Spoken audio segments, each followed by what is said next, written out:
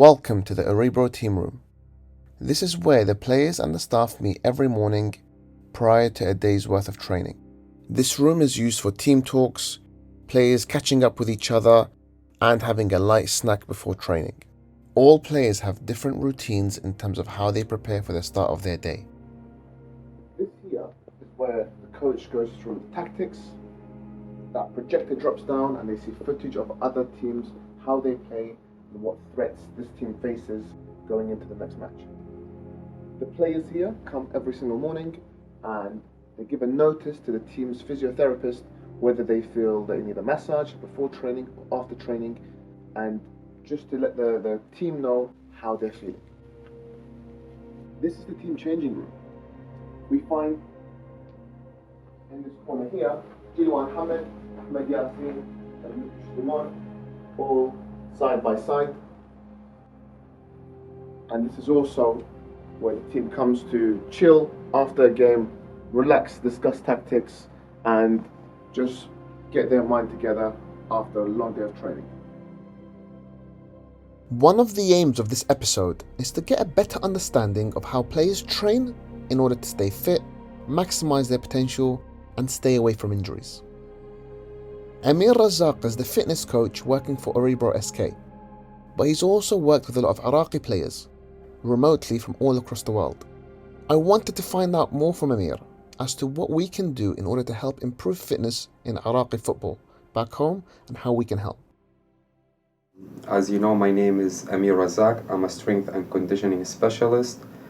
I've been working with Iraqi players for many years individually, and now I am the head fitness coach at OSCO Ooribro.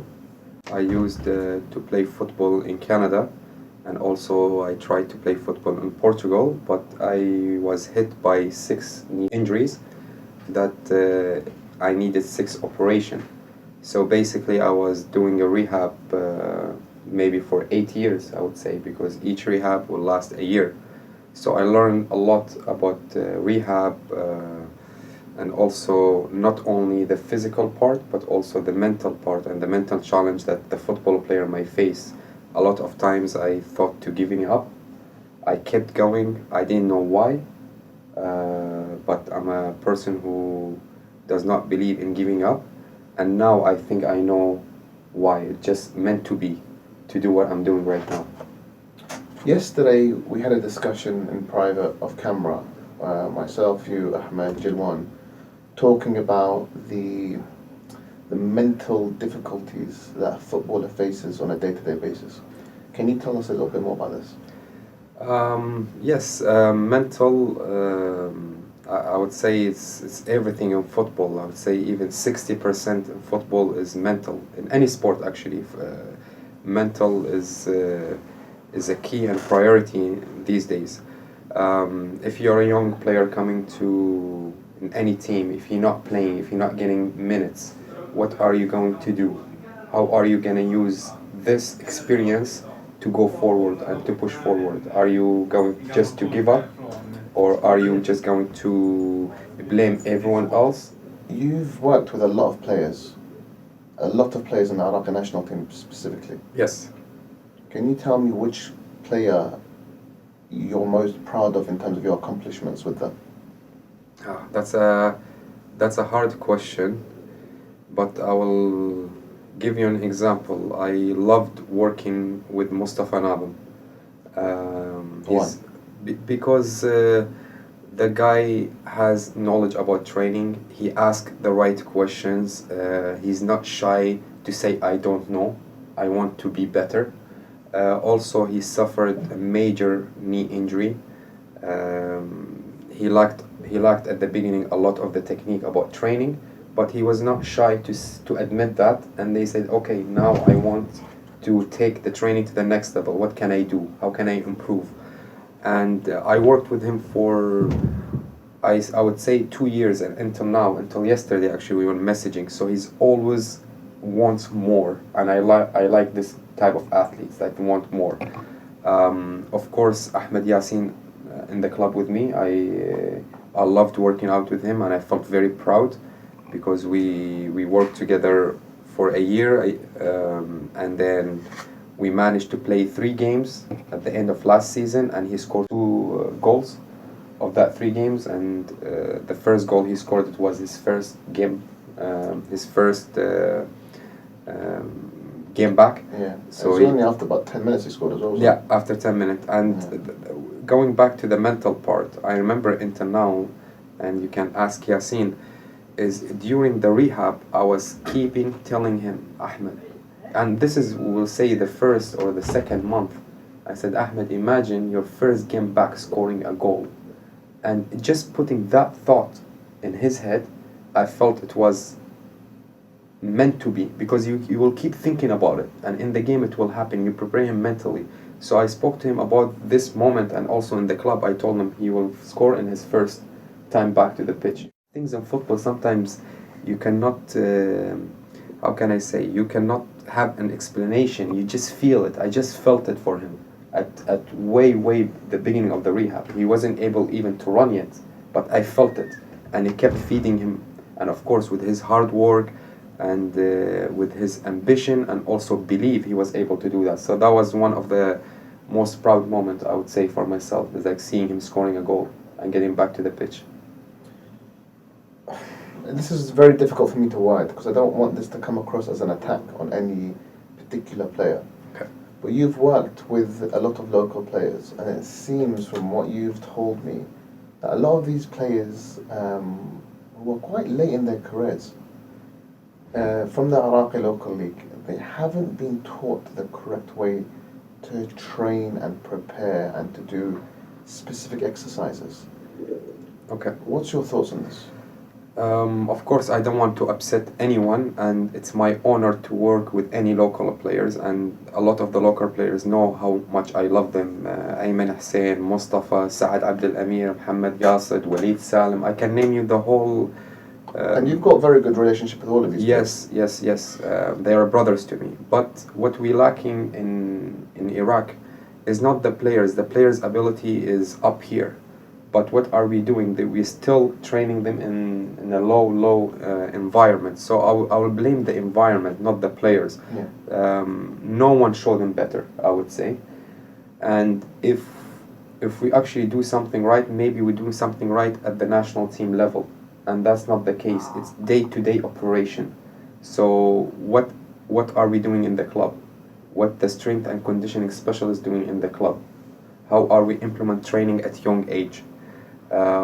One of the things you mentioned to me is about the players, local or foreigner players, foreigner Iraqi players, is when you're dealing with an injury, if you have a player who doesn't have the right technique for training, like let's say squat, lunges, and so on, it's very hard to teach them when they're injured. And that's one of the struggle that I faces when I train a local player, is you trying to teach him the technique while he's injured, and that can take a little bit time. But again, as I said, I don't blame the players. I think the players want to work hard, they have the heart for it, but I blame the system and the environment. I don't think they live in the professional environment. What can we do to help them? I think we need to have right coaches. We start with the coaching staff, and when I say right coaching, not only on the international level, I'm speaking about the club. Yeah. We need coaches who have certification. I talk about my field, like a strength and conditioning or fitness coaches. They have to be holding certification, because it's all about science now. It's not about like you guessing or trying new things. It's all about science. It's out there for you. But we need to have actually people who have certification to do it. So what if we don't have coaches? Then we can either bring coaches from outside, and also we can have workshop. We can send some local coaches. I'm sure there is young talent or young coaches who wants to know. So why don't we send them, like we send them to Qatar, to Doha, to Aspitar, to learn and come back? Or we're bringing some foreigner coaches who have to do workshop with us and to educate us on that subject. Would you be prepared to go to Iraq and do workshops there? Absolutely. That's one of the things I'm aiming to do or trying to do in my page, is actually to educate people on how important is the training. Why are we doing this exercise? What's the benefits? So absolutely. But I don't want it to sound like I know everything. I'm still in the process of learning. I want to learn more. It's just the idea. We need to bring coaches. We need to educate coaches, and we start from the club level. That's very important. So all the clubs should have a professional working with the team. Would you be prepared to work with the Iraq national team then, if they offered you a position for fitness coach? Of course, but I would love to work in an environment that allow me to succeed. So first, it's an honor to work with the national team, of course, and nothing better than feeling your people. So I work with Iraqi, who I am an Iraqi and a proud Iraqi, so absolutely. But then the second question for me would be, what am I allowed to do? Because, you know, a fitness coach now, I'm part of planning training. The first 20 minutes, the recovery, the strategy. So I would say I will have a conversation with the coach. I will ask him what his idea about fitness and what he's going to allow me to do. Because any place I would like to work, I wanted to make a difference. I don't want just to stand there doing nothing. So if they give me the space and they give me the tools to succeed, absolutely, I would love that. Despite an incredible club career, we haven't seen Jilwan Hamad play for Iraq much. I wanted to see Amir's reaction to this. The godfather of Iraqi players in Sweden, I would say. He's Jilwan as a footballer, is an amazing football player, very smart, he understands tactics very well. And as a person, Jilwan Hamad is unbelievable.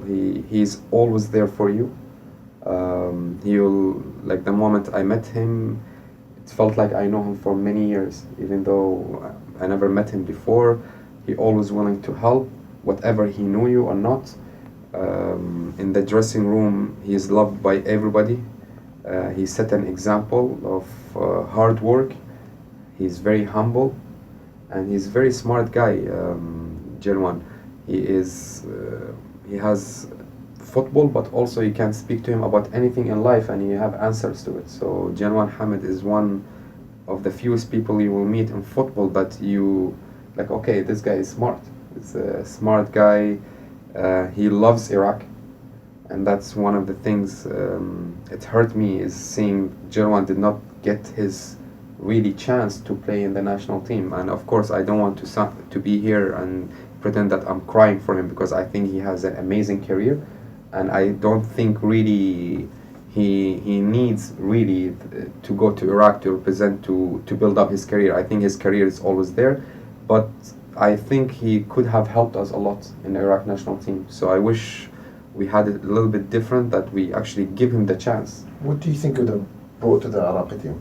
He's very smart tactically, so I think tactically would have benefit a lot. Like, he knows where to be and when to be on the pitch. He knows how to sit between lines, when and where to receive the ball. He's type of the player that maybe not necessary to show for every ball, but he will create a space for you. He will drag defenders. By his moves, he allow other players to be free.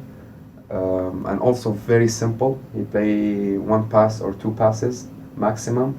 So he's always allow you to have more space, more time on the ball, and of course, if you go to Asia, if you watch the Asia qualification, a lot of Asian teams and Arab teams and Middle Eastern team, we like tactics. So sometimes you can win a game just being smart on the pitch. And I think he's the type of player very, very smart on the pitch. Maybe the fans don't notice him, but as coaches, we notice what he does. Spending a week with Amir really taught me a lot of lessons, particularly how hard you have to work in order to succeed in football. Nowadays, the smallest margins are the difference between success and failure. Therefore, Iraqi football has a lot to work on in order to improve the fitness of our players, and this needs to start at youth and club level. and not with the national team. These changes need to be pushed by the FA, and only then can we actually succeed as a league and as a country. Thank you so much for watching, guys. I hope you've learned something new today. Don't forget to subscribe, like, and leave a comment below, and make sure you're sharing our videos with your friends. Remember that there's other episodes to look forward to. Visit our profile to see some more.